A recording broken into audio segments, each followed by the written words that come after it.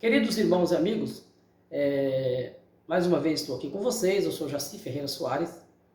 No vídeo passado nós estudamos sobre a besta do Apocalipse. Ficou claro que a besta se trata do Império Romano. Os chifres que estão no animal são os imperadores que perseguiram a igreja. Se você não assistiu o vídeo, eu aconselho a você a assistir o vídeo sobre a explicação de capítulo 13 do livro de Apocalipse. Hoje nós vamos estudar sobre a prostituta que está sentada sobre esta besta. Nos capítulos 17, 18 e 19 do mesmo livro de Apocalipse, relata sobre essa grande prostituta que na visão que João teve do Apocalipse, ele viu uma grande prostituta assentada sobre a besta. Primeiro ele viu a besta com 7 cabeças, 10 chifres, fazia guerra contra os santos, vencia os santos com a sua guerra. E no período da visão, ele viu novamente essa besta, só que desta vez com uma prostituta sentada sobre ela. E a prostituta dominava a besta.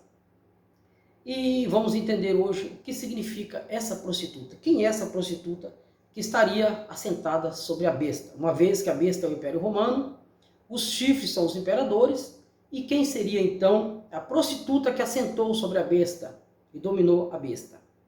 Bom, irmãos, para nós entender, primeiro nós vamos entender, como no vídeo passado, nós vamos procurar entender o sentido da profecia, a linguagem bíblica.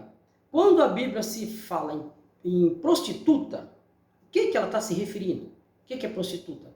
Nós vamos pegar a nossa Bíblia e vamos no livro de Oséias, no Velho Testamento, começar pelo Velho Testamento para nós chegar no Novo Testamento para nós entender. Eu tenho uma Bíblia aqui, você pode pegar a sua Bíblia e conferir. No livro de Oséias, no Velho Testamento, já no primeiro capítulo, aqui fala do casamento simbólico de Oséias. Idolatria, corrupção de Israel, ameaças e promessa de perdão. Então aqui diz assim, ó, palavra do Senhor que foi dita a Oséias, filho de Beeri, nos dias de Uzias, Jotão, Acás, Ezequias, reis de Judá, e nos dias de Jeroboão, filho de Joás, rei de Israel. Na época desses reis, aí a palavra do Senhor veio para Oséias, disse assim, no princípio da palavra do Senhor por Oséias, disse, pois, o Senhor a Oséias, vai, toma para ti uma mulher de prostituição, filhos de prostituição, porque a terra se prostituiu desviando-se do Senhor. Depois eu aconselho você a continuar essa leitura para você entender. Bom, o casamento simbólico de Oséias. Então Deus mandou Oséias casar com uma prostituta, uma mulher que fosse prostituta e ainda mais filha de prostituta, ou seja, uma prostituta de primeiro grau. Oséias teria que casar com aquela mulher, ter filho com ela, para simbolizar simplesmente a nação de Israel, que havia pecado diante de Deus. Nós sabemos que nessa época desses reis aqui, Jeroboão, uma época de grande pecado de Israel, e ainda o povo era o povo de Deus, se desviou, se prostituiu, deixando de servir a Deus para servir a outros deuses. Por isso foi chamada de prostituta, ou seja, prostituiu-se perante o Deus Todo-Poderoso, que em tese seria o seu esposo, o seu marido. Como Deus disse para Israel, eu sou o teu marido. E, consequentemente, Israel seria a esposa. Mas aí se prostituiu, se tornou-se uma prostituta.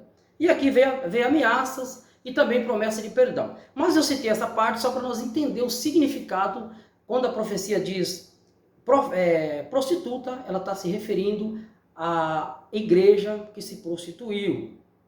Simples de entender. Então veja bem, voltamos agora para a nossa lição 17, 18 e 19 de Apocalipse. Pega a sua Bíblia e confira. No capítulo 17 de Apocalipse já fica claro que o anjo viu, eu vi uma grande prostituta sentada sobre a besta, já que ele já tinha visto a visão da besta, como dissemos. E ele se admirou muito vendo aquela prostituta assentada sobre a besta. E o anjo disse, não te admires, eu vou te dizer o mistério da besta e da prostituta que está sentada sobre ela. E aí o anjo explicou, como nós lemos nessa parte no estudo passado, o anjo chegou a explicar para João o que significava a besta. Ali ele explicou que os 7 chifres seria 7 reis, e as 7 cabeças, aliás, seria 7 reis, e que 5 deles já havia caído, um existia, um ainda estava por vir, duraria pouco tempo. E aí na sequência ele explicou o que seria então a prostituta. Então nós vamos entender, irmãos, na história, dentro da história, como é que a igreja se tornou essa prostituta. Como assim? Por exemplo, A igreja, no princípio, ela era perseguida pelo Império Romano, ou seja, a besta perseguia a igreja. 10 imperadores, começou, como nós falamos no estudo passado, em 54, Nero reinou de 54 a 68 e fez a primeira perseguição contra a igreja no ano de 64, quando acusou os cristãos do incêndio que acontecia na cidade de Roma, e ele acusou que seriam os cristãos que eram responsáveis por aquele incêndio. E assim começou a perseguição na igreja na cidade de Roma, e aí começou a espalhar aquela perseguição, começando em Nero, foi o primeiro perseguidor da igreja. Depois de Domiciano, que reinou de 81 a 96, também fez uma grande perseguição contra a igreja de Cristo. Foram 10 perseguições, irmãos, não vamos demorar aqui porque nós já falamos sobre isso no vídeo passado. Então, a última perseguição foi Diocleciano, que perseguiu a igreja grandemente. Os cristãos eram mortos, cerrados pelo meio, o seu sangue era derramado nas arenas, de maneira, irmãos, que os cristãos eram totalmente perseguidos, grandemente perseguidos. Primeiro, os cristãos foram perseguidos pelos judeus. Nós sabemos que, já lemos no começo ali de Atos dos Apóstolos, né? Quando o Senhor Jesus subiu para o céu, que a igreja começou a pregar, já começou a perseguição. Só que a primeira perseguição foi pelos judeus. Mas em 70 da era cristã, o templo de Jerusalém e a cidade de Jerusalém foram destruídas pelos romanos. E os judeus deixaram de ser povo. Até um certo período muito grande, os judeus deixaram de ser povo. O que aconteceu? A perseguição, então, sobre os cristãos deixou de ser pelos judeus e passou a ser pelo Império Romano. Daí, como dissemos, Nero fez a primeira perseguição e aí começou a grande perseguição sobre a obra de Deus pelos imperadores de Roma, que perseguiam a igreja. Então foi, irmãos, isso começou de Nero e foi até Diocleciano, que Diocleciano, como dissemos, reinou de 284 até 306 da era cristã. Depois subiu ao trono Constantino. Quando Constantino subiu ao poder, foi feito um edito de tolerância para os cristãos. Em 311 foi feito um edito pela tetrarquia de Constantino, Licínio. Os três que dominavam o império e Galério fizeram aquele edito de tolerância para os cristãos. Vamos tolerar os cristãos. Não era mais para ser perseguido. Depois, em 311 da nossa era, Constantino oficializou, em 313, Constantino fez um edito, o edito de Milão, vocês podem pesquisar. Então, através desse edito, Constantino determinou que o Império Romano seria neutro em relação à religião. Ou seja, a partir de agora nós não vamos mais infiltrar nas questões religiosas. O Império Romano será neutro. Consequentemente, não vamos mais perseguir os cristãos. E a partir dali, os cristãos tiveram alívio, não foram mais perseguidos. Mas entenda bem, irmãos, aonde chegou. Então veja bem, o Império Romano perseguia a igreja. Em tese era besta, perseguia, judiava, matava. E de repente parou de perseguir. Mas simplesmente não acabou por aí. Ela tentou se unir com a igreja.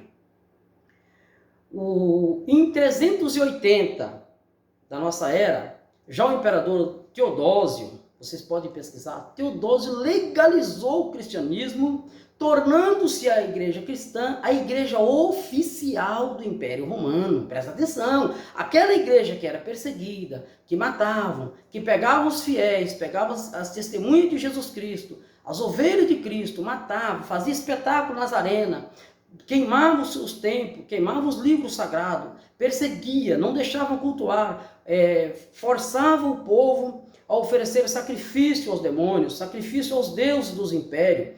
Aquele mesmo império que perseguia começou a dizer, não, agora nós vamos unir com vocês. Vocês agora vai ser a igreja oficial do império. E, irmãos, e por incrível que pareça, os bispos, as pessoas que estavam na frente do rebanho, acharam que era uma boa coisa.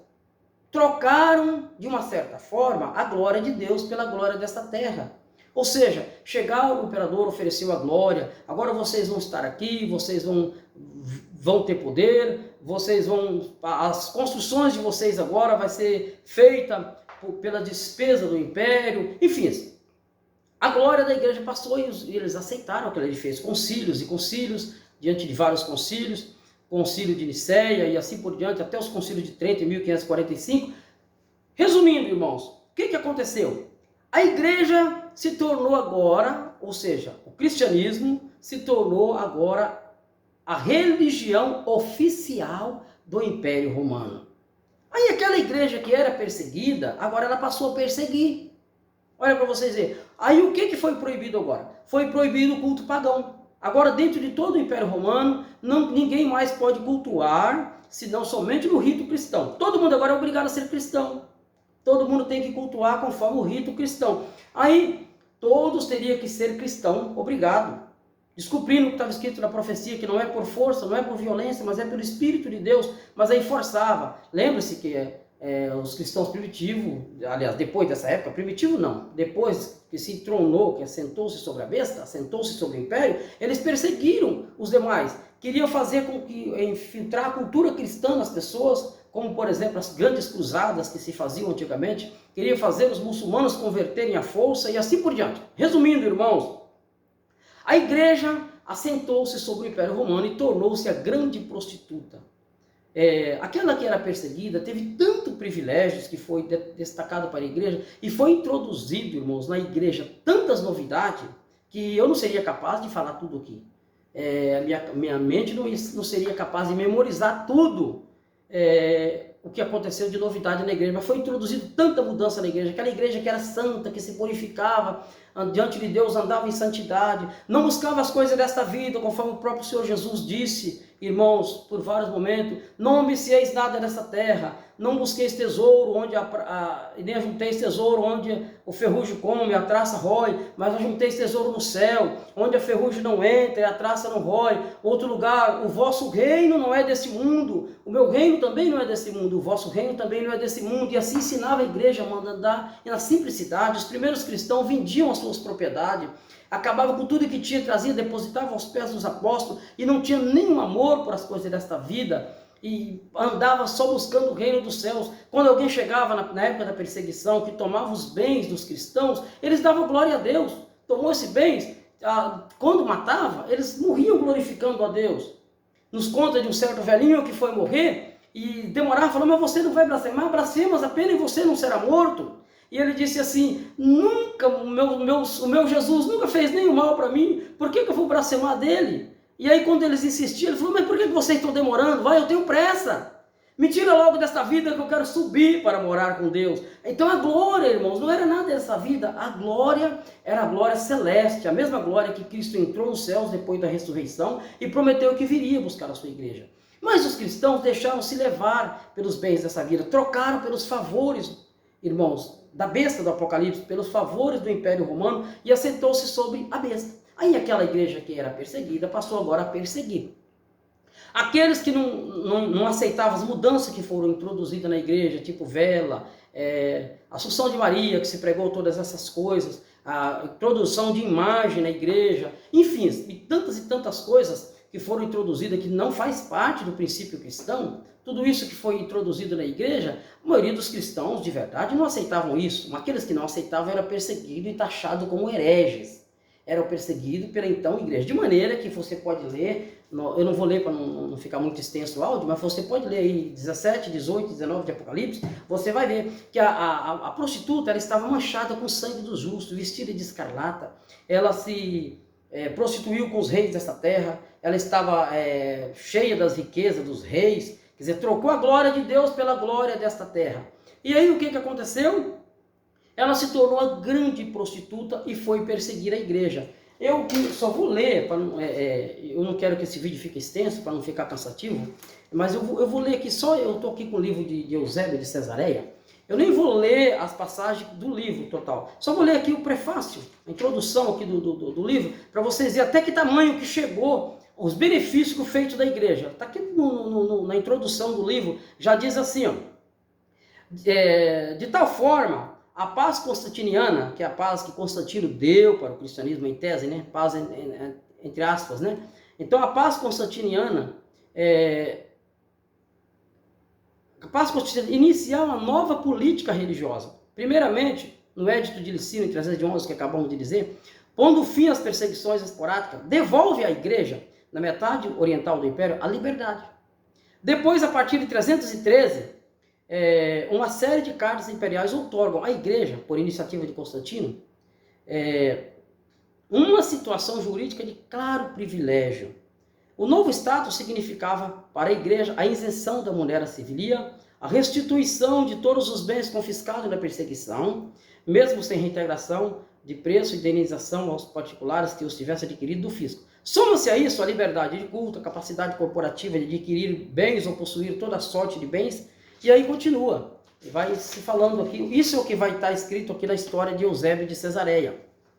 Foi concedido para, além de tudo isso, foi dado a concessão de status privilegiado em favor eclesiástico, livre disposição de patrimônio, imunidade fiscal, dispensa de cargos curiais, criação de patrimônio eclesiástico, graças às orações de fiéis, à liberalidade dos imperadores.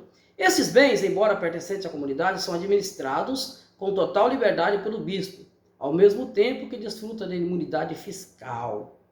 E eu não vou ler tudo, mas só para, por exemplo, os bispos, a partir de Constantino, os bispos têm todos o privilégio. A partir de Constantino, os bispos usam púrpura como os oficiais do imperador. O bispo tem todos os privilégios dos senadores, ou seja, passou a ser um bispo da igreja, era igualado com um senador da República do Império Romano. Já imaginou o nível de altura que subiu um bispo? Aquele que era perseguido, era matado, agora passou a ter o mesmo privilégio de um imperador. Ou seja, e como senadores usam a faixa purpúrea para mostrar sua dignidade imperial. Quer dizer, agora a dignidade não é mais Cristo. A dignidade agora é imperial. Passou a possuir as dignidades do império, as dignidades da besta. É isso aí, irmãos, que é a prostituta do Apocalipse. Ganhando direito senatorial para viajar usando o serviço postal do império. Eu não tenho como ficar lendo isso aqui tudo, mas de antemão eu já vos digo, foram muitos e muitos privilégios que a igreja teve. Privilégio segundo a carne, privilégio deste mundo. Só que em contrapartida, irmãos, está escrito ali, se você vai ler 17, 18, 19 de Apocalipse, o que aconteceu com a prostituta? Ela adquiriu todos esses bens, trocou a glória de Deus por a glória desta terra, mas ela perdeu o espírito. Por isso foi dito assim, sai dela, povo meu, sai dela, povo meu, porque agora ela se tornou morada e coito de toda sorte de espírito maligno. Caiu a grande cidade, aquela que os reis se enriqueciam com a sua glória. Então, quando a igreja se uniu ao Império Romano, e a igreja agora se tornou igreja oficial do Império Romano, precisava de colocar um nome nessa igreja. E aí, qual foi o nome que acharam? Vocês sabem muito bem, né? Igreja Católica Apostólica Romana. Católica porque quer dizer universal. A palavra católica quer dizer universal. Igreja Universal Apostólica Romana. Muita gente se orgulha de ser católico e diz assim, eu sou católico e não aceito que ninguém pregue para mim, porque a igreja católica é a primeira religião que existe. Eu já vi muitos dizer isso, vocês provavelmente já devem ter visto, ou talvez tenham até falado isso. Mas se você fala isso, de antemão eu te digo, é muito engano seu achar que a igreja católica é a primeira igreja que existe. Não, não é. E nem é a primeira prostituta, porque a primeira foi lá de Oséias. Os judeus, os israelitas, se tornou a primeira e a segunda prostituta. E a terceira, a então igreja católica. Porque se prostituiu, trocou a glória de Deus pela glória desta terra. Nesse vídeo não há nenhuma intenção de fazer alguma crítica a qualquer organização que seja, inclusive a católica. Mas estamos falando aqui de fatos históricos. E fatos históricos é fato. Quando é fato, está nos livros de história, e não sou eu que estou inventando isso. Tudo que estou dizendo aqui está nos livros de história. Então, quando alguém diz a igreja católica é a primeira igreja que existe, negativo. Esse título foi criado em 380 pelo imperador Teodósio. E a igreja de Cristo nasceu em Jesus Cristo sem nenhum nome. Era uma igreja que era perseguida na terra, não buscava as coisas dessa vida, não buscava as coisas desta terra e não tinha união entre a igreja e o Estado. Essa união entre a igreja e o Estado não provém de Deus. Hoje muitos se orgulham, irmãos. Muitos se orgulham, dizendo, nós precisamos de uma bancada evangélica, precisamos de ter aqui deputados, senadores para nos defender lá perante a República. Ah, você precisa disso? Você ainda não conhece o que é a obra de Deus, o que é o verdadeiro cristianismo. Nós precisamos, o único Salvador que nós temos chama-se Jesus ou Cristo. que está sentado à direita de Deus, e Ele tem misericórdia de nós e nos intercede. Não precisamos de ninguém para nos representar no Congresso, ninguém para buscar nada da glória dessa terra para nós, e nem precisamos brigar por nada dessa terra. Ah, eu vou brigar porque está tirando do nosso direito, esse é o lado da esquerda, esse é o lado da direita, a esquerda faz isso, faz aquilo outro, e nós somos cristãos, vamos defender a direita. Você está tomando um partido político, e a Igreja de Cristo nunca tomou partido político. A igreja verdadeira é a igreja de Cristo, que não se envolve com essas coisas. A igreja verdadeira é aquela que o único Salvador é o nosso Senhor e Salvador Jesus Cristo. Não é nenhuma crítica, irmãos, a nenhuma organização religiosa, repito, mas é um esclarecimento para nós acordar. Porque parece que meus ensinos vai de contramão com o que se ensina por aí. Hoje é muito fácil fazer um vídeo aqui e começar a falar para vocês que há uma nova ordem mundial está vindo aí, vai vir um governo único, uma moeda única, todo mundo vai ter um passaporte, vai andar para lá, vai andar para cá, e um único governo que vai dominar o mundo todo e vai perseguir a igreja. Uma pregação que traz eloquência, uma pregação que parece que é bonito de se falar. Eu também sabia falar isso, mas não é isso, irmãos. É melhor ouvir uma verdade que dói do que uma mentira que parece ser agradável. Eu prefiro, ainda que muitos achem que eu estou indo na contramão, mas eu prefiro ficar com a verdade. Então esse ensino, pode ter certeza, não tem fantasia, não tem enfeite, não tem aqui nenhuma glória, não é um estudo profissional, não tem um estúdio profissional aqui, nem uma gravadora profissional, estou falando de um aparelho celular, mas de uma coisa eu tenho certeza, o que tem nesse estudo é verdade. Aprenda com a verdade e você vai morar na glória de Deus. Deus abençoe a todos.